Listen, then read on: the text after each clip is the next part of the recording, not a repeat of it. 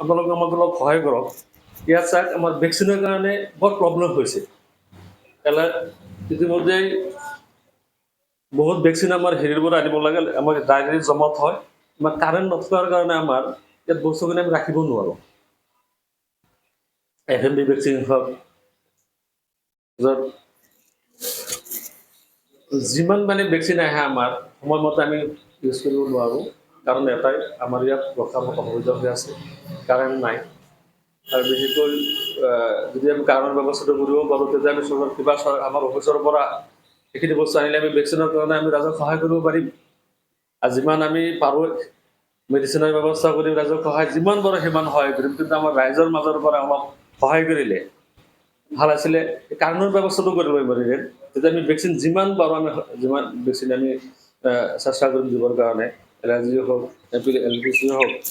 যিমান হয়